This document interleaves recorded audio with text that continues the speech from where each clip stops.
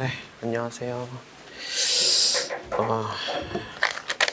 우리 지난 시간에 등록 요건 다 끝났고요.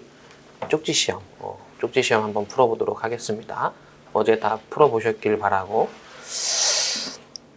네, 쪽지 시험 6회 21일 기본 강의 복습입니다. 첫 번째 문제 15호죠. 34조 1항 15호 1번 상표 등록을 받으려는 상품 또는 그 상품의 포장의 기능을 확보하는 데 꼭 필요한 서비스는 이용과 목적에 꼭 필요한 형상, 색채, 색채 조합, 소리, 냄새로 된 상표는 등록을 받을 수 없다. 틀렸죠? 만호로 된 상표는 등록을 받을 수 없는 겁니다. 그래서 만호로가 빠졌죠? 자, 이어서 16호 1번 세계무역기구 회원국 내 포도주 또는 증류주 산지에 관한 지리적 표시로 구성, 밑에 줄 포함. 맞죠? 여기까지는. 조심할 부분이 세계무역기구지 세계지식재산기구 이렇게 나오면 틀려요. 조심하시고 상표로서 포도주, 증류주 또는 이와 유사 상품에 사용하려는 상표는 등록을 받을 수 없다. 틀렸죠? 유사 상품 빠져야 되지. 이해를 하자면 지리적 표시거든. 결국에 산지를 나타내는 지리적 표시잖아. 그러면은 상품의 경우에는 동일로 한정이 돼 버려요. 그렇기 때문에 포도주, 증류주라고 나와야지 또는 유사 상품 나오면 안 됩니다. 유사 상품이 국법엔 있었지만 개정법에 삭제되었다라는 거죠. 참고하시고요. 2번 세계무역기구 회원국 내에 포도주 또는 증류주 산지에 관한 지리적 표시로 구성, 포함하는 상표로서 포도주, 증류주에 사용하려는 상표는 등록을 받을 수 없다.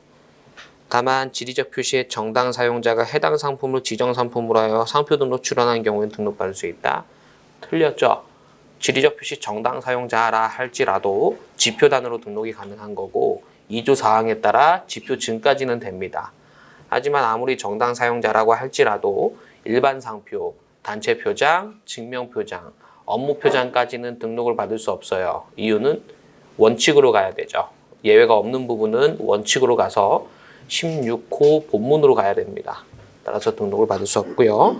3번 3, 4조 1항 16호는 지리적 출처에 관하여 혼동 우려가 없는 경우에도 적용이 될 수 있죠. 16호 그리고 18호, 19호는 혼동 가능성을 기준으로 판단하는 게 아니라 기계적으로 적용하는 거예요. 포함되어 있으면 기계적으로 적용한다고 보시면 되겠습니다. 잘못 말씀드렸어요. 다시 말씀드릴게요. 16호, 19호는 그래요. 16호, 19호는 그냥 기계적으로 적용하는 거야. 아셨죠? 다른 나라랑 안 싸우려면 그렇게 해야 됩니다. 16호도 세계무역기구 회원국 내고 19호는 FTA잖아. 싸우면 안 되니까 다 그냥 기계적으로 적용하게 됩니다. 기출지문 보겠습니다. 16호에서 규정하는 포도주, 증류주 산지에 관한 지리적 표시라 함은 산지를 그 지역의 문자로 표시한 것뿐만 아니라 한글 기타 글의 번역 음역 다 포함하죠. 그냥 넓게 본다라고 보시면 되겠고요. 이어서 17호 보겠습니다. 17호 1번 3, 4조 1항 17호는 식물신품종보호법에 따라 등록된 타인의 품종 명칭과 동일 유사 상표로서 그 품종 명칭과 동일 유사 상표에 사용한 상표는 등록을 받을 수 없다고 규정하고 있다. 틀렸죠? 17호는 타인이 빠져야 돼. 타인이. 그렇죠? 17호는 식물신품종보호법에 따라 등록된 본인도 상표법에 따라 등록을 받을 수 없습니다. 이유는 몇 개? 2개. 첫 번째 17호, 두 번째 33조 1항 1호 보통 명칭도 됩니다. 되셨죠? 2번 식물신품종보호법에 따라 등록된 품종 명칭과 동일 유사 상표로서 품종 명칭과 동일 유사한 상품에 사용한 상표는 등록을 받을 수 없다. 맞죠? 여기까지. 여기 조문 표현이 좋지는 않다라고 했었어요. 품종 명칭과 상표 동일 유사 그리고 품종 명칭과 상품 동일 유사 이건 좀 어색해. 하지만 선회해야 된다 그랬어. 품종 명칭이 아니라 작물이다라고 선회를 해줘야 돼요. 하지만 그 출제자가 이런 거 모를 거거든. 모를 거니까 그냥 이대로 출제하면 맞는 거예요. 출제자가 상표법은 알지언정 식물식품종보호법은 모릅니다. 변리사도 공부 안 하면 모릅니다. 저도 합격하고 나서 알았어요. 합격하고 나서 3, 4조랑 17호로 거절된 거야. 그래서 찾아봤지. 이게 이렇구나. 공부해야 합니다. 합격하기 전에 뭐 10을 알았으면 일을 하면 10보다 덜 알아요. 일을 하면 일을 한다고 더 많이 아는 건 아니야. 10보다 덜 알아. 더 조금 알아. 다 까먹어. 그래서 그 고년차 선배들이 수습변리사한테 많이 물어봐요. 이거 어디 있나요? 어디 있나요? 법리에 대해서 잘 모르니까. 근데 이제 자기 하기 나름이어서 합격한 다음에도 공부를 하면 10보다 더 알게 돼요. 찾아보면. 저 같은 경우에 저작권 하나도 몰랐는데 저작권 거의 반전문가 됐고, 식물식품종보호법은 자신 있어요. 그거 거절돼갖고 공부하느라. 그리고 뭐 합격할 정도 되잖아. 그러면 뭐랄까 강의 필요 없어요. 새로운 법을 공부하는 데 있어서 그냥 혼자 공부하면 되는 수준이 돼. 결국은 조문을 어떻게 조문을 새로운 법이라 해도 조문을 바라볼 수 있는 눈이 있느냐 없느냐 그거거든. 근데 그걸 이제 우리가 하도 산재에서 연습을 많이 하다 보니까 전혀 새로운 법도 특히 뭐 강의가 필요한 건 아니에요. 그냥 공부하면 돼. 그렇습니다. 2번 더 읽어보면 이와 같은 법리는 식물식품종보호법상 등록된 품종보호권자가 상표 출원한 경우라도 마찬가지죠.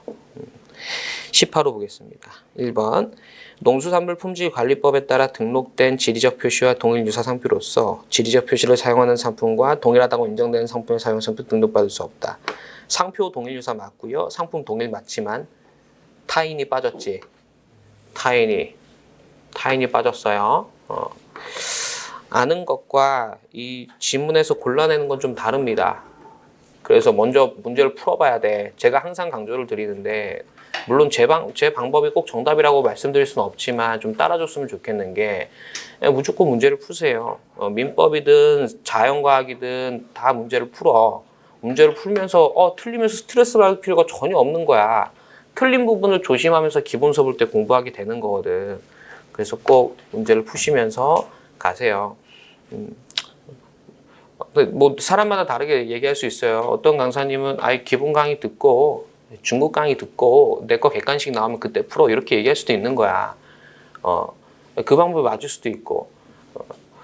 근데 경험상 하반기로 가면 문제 풀기 후달려서 못해요.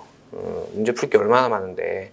그리고 여러분들 기본 강의 듣고 중국 강의 듣고 나서 문제 풀면 풀릴 것 같아요? 그것도 아니야. 어차피 잘 안 풀릴 거 빨리빨리 접하고 나의 공부 방향성을 딱딱 이렇게 잡아가는 게 되게 중요합니다. 라고 한 의견을 드려요. 절대적이진 않고. 그래서 저한테 상담을 받으시면 무조건 문제 풀라고 할 거예요. 다른 과목 강사님이 뭐라 했든 상관없이 뭐 문제 풀라고 할 거예요. 물리 강사님이 예를 들어서 문제 기본 강의 다 풀고 복습한 다음에 문제 풀어주세요 이렇게 얘기했어도 저는 물리 바로 풀라고 얘기할 거예요. 1강 들었으면 1강에 해당하는 문제, 2강 들었으면 2강에 해당하는 문제 이렇게 풀라고 말씀을 드릴 겁니다. 2번 34조 1항 18호가 적용되기 위해서는 이렇게 해주세요. 적용되기 위해서는 반드시 농수산물 품질관리법에 따라 등록된 지리적 표시일 것을 유효한다. 맞죠? 18호는 등록된 지리적 표시죠? 비교해 봅시다. 16호 등록 필요 없지. 등록이 없지. 17호 등록돼야 돼요. 18호 등록돼야 돼. 19호 등록 필요 없지. 정리했습니다. 표로.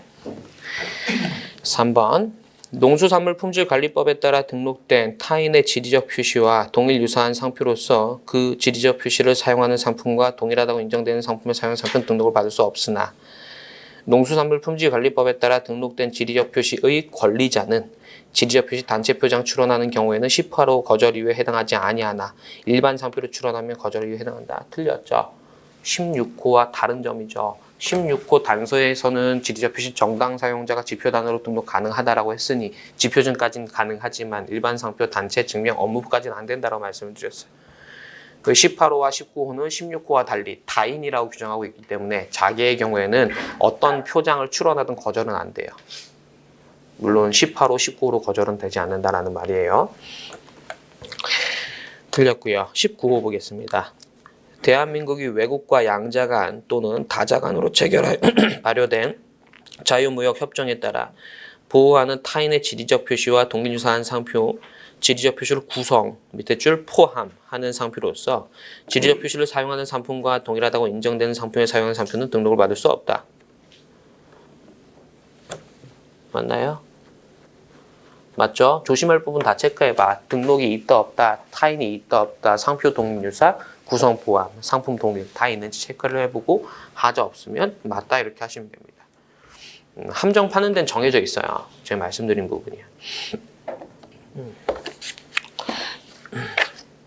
이어서 20호, 21호가 굉장히 특이하죠.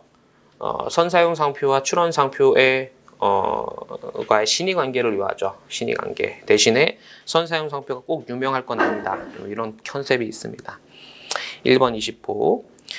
20호는 출원인에게 부정한 목적이 있을 것이 요구된다가 아니라 조문에 뭐라고 나왔어요? 알면서로 족하죠. 타인이 사용 또는 사용 중임을 알면서로 족하다. 부정한 목적 어디서 나옵니까? 우리가 여태까지 배운 부분에서 한정해서 말씀드리면 13호, 14호에만 나와요. 부정한 목적은. 나머지는 안 나와.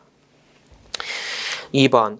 유명한 방송 프로그램 명칭을 모방한 상표 등록 출원의 경우에는 저랑 함께 공부하셨으면 프로그램인지 명칭인지 캐릭터인지 캐릭터 명칭인지 잘 구별이 돼야 돼요. 명칭은 언어잖아, 단어, 그렇죠?